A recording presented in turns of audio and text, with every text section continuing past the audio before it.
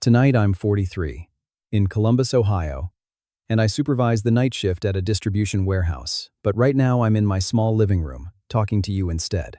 The only light is this lamp behind the camera, and the blue flicker from the TV. The apartment smells like reheated spaghetti, and in my hands I'm folding my daughter Lily's faded yellow baby blanket. The fabric gone soft from too many washes. On December 3rd, 2024, at 9:41 p.m., my phone buzzed on the coffee table and the doorbell chimed at the same time. The glass in the front door rattled from the winter wind. On the table sat a thick cream envelope from a probate law firm. My mother's name printed on the corner. Lily's name, in the trust summary, inside. I opened the door, and there was my ex, Mia. After 6 years of silence. She didn't say, "How's Lily?" She said, word for word, "I heard about the inheritance. If you were me that night, would you shut the door in her face, or let her in and hear exactly what she really wants?" When I tell you Mia showed up for the inheritance, you need to understand who actually stayed from the beginning. I was 35 when Lily was born. Same city. Same tired brown hospital walls. It was March 18th, 2017. 26 inches the morning. The room smelled like antiseptic and burned coffee, monitors beeping in little uneven patterns. My mom stood by the bed and laid this exact yellow baby blanket over Lily's chest. The fabric was new, then warm, clean, a little stiff. I remember thinking, this is it. Whatever happens with Mia, this blanket and I are staying. Mia was turned halfway toward the wall. Blue light from her phone on her face. While the nurse asked about feeding schedules, Mia was scrolling, sighing, mumbling. Our life is basically over now. The first photo on my phone from that night shows it clearly. I'm locked in on Lily. Mia is locked in on escape. Knowing what came later. What's the smartest first move here? Start quietly saving proof. Focus only on Lily. Or talk to a lawyer before I show you the first late-night receipt.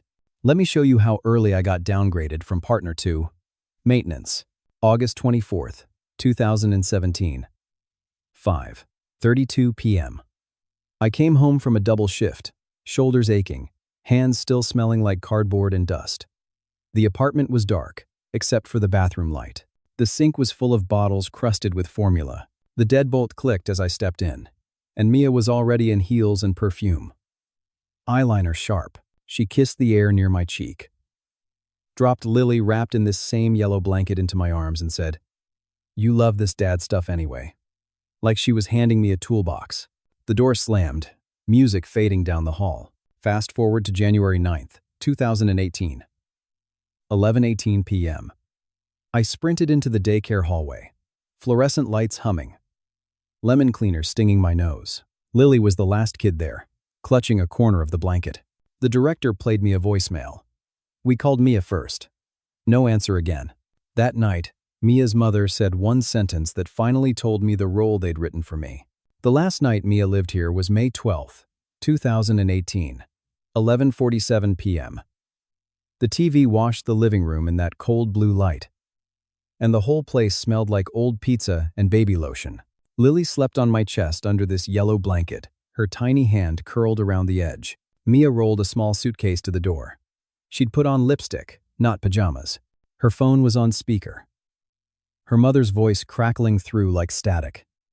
"Daniel basically raises that baby alone anyway. You're wasting your best years." 2. How some other clipted recented doins. How some other perdexidus. 2 said. 2 sedis. How some other clipted recents. Mia didn't look at Lily. She adjusted the handle and said, flat, "I'm not built for this." Like parenthood was a shirt that didn't fit. The hallway swallowed her heels. The apartment went quiet, except for Lily's breathing and the TV. The next morning, the mail slot clacked. On the floor. A USPS change of address confirmation card for Mia dated 3 weeks earlier. I picked it up, and only then realized the law might see that card very differently than I did. 2 months after she left, reality stopped being heartbreak and started being paperwork. July 3rd, 2018, 10:15 a.m. I was sitting in a county child support office under buzzing fluorescent lights, the room smelling like burnt coffee and old carpet. Lily's yellow blanket was folded across my knee like a file I didn't know how to read. A clerk in a maroon sweater tapped her keyboard, barely looking up. "Sir, if you don't file, the system assumes everything's fine," she said. "You've had de facto custody since she disappeared. That matters.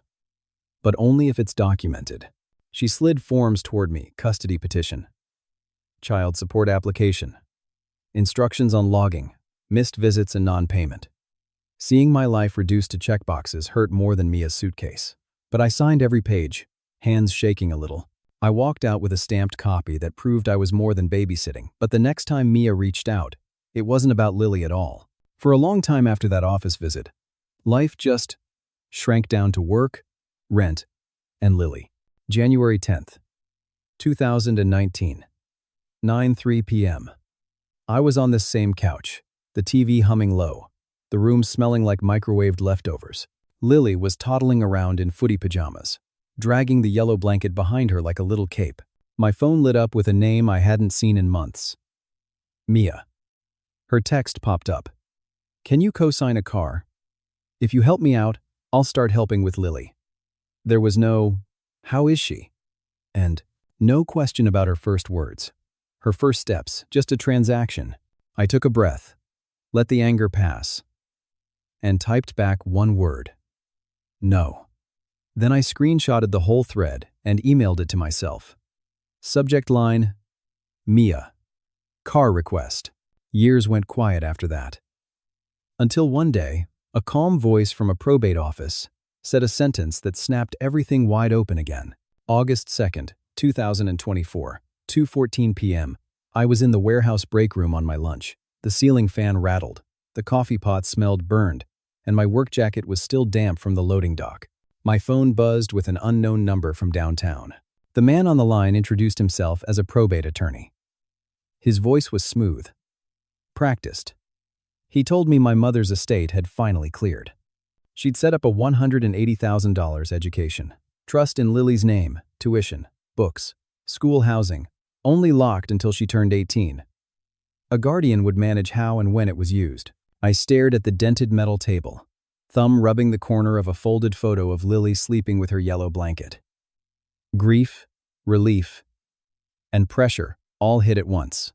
Then he said, almost casually, "We actually spoke with your former mother-in-law last week. She asked if both parents could be co-guardians of the trust." Then he said with that ignot.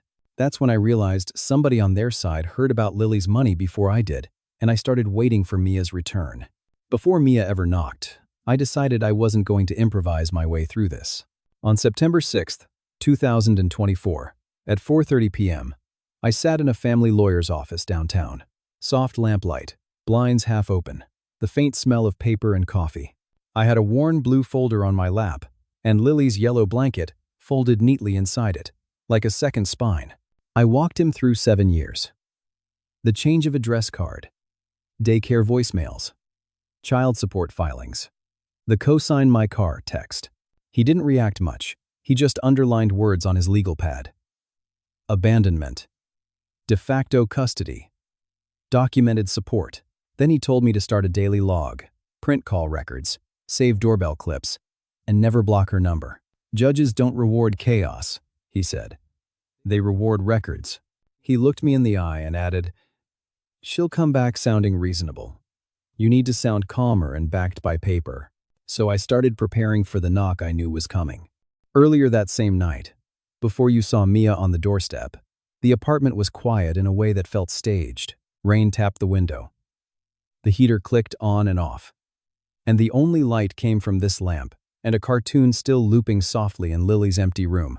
Her yellow blanket was folded at the foot of her bed, waiting for a sleepover that never included her mother. Around 9:30 p.m., I sat on the couch and opened the thick cream envelope from the probate firm again, eyes running over the trust details until the words blurred. My phone buzzed. The doorbell camera notification. On screen, Mia smoothed her hair, glanced at the camera, then rang a second time.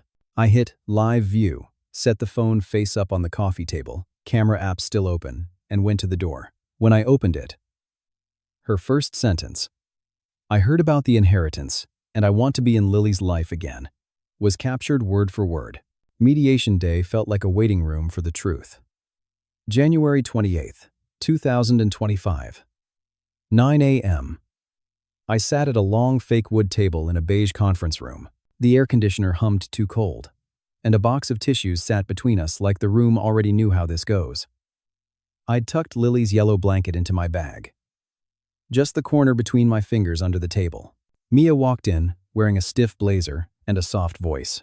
She told the mediator she'd always tried, that I blocked her out.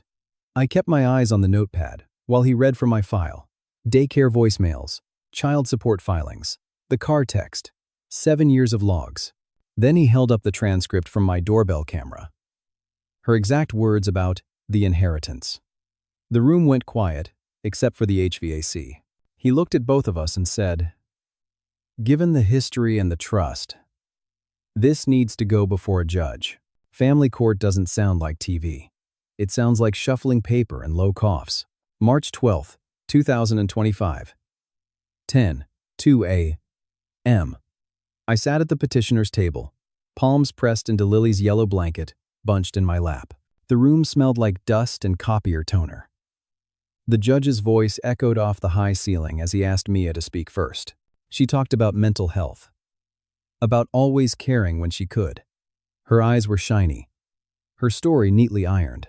Then my attorney stood and handed the clerk a stack. Daycare attendance logs with her no-shows, child support records showing 0 payments, the change of address card, the car text.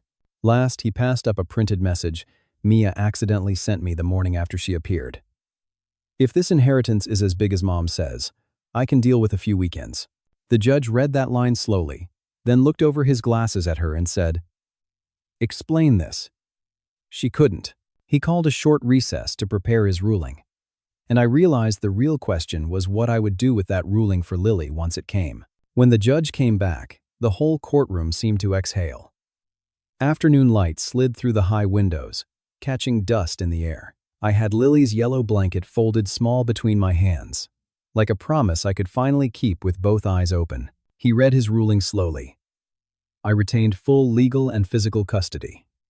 Any visits with Mia would be supervised and tied to real follow-through counseling. Consistency.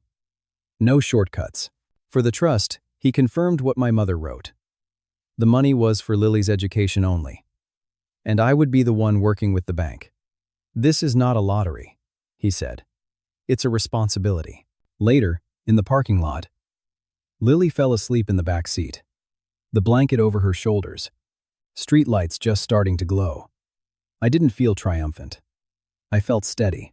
If you take anything from my story, let it be this. Love is shown in the years you stay, not in the moment you hear the word inheritance.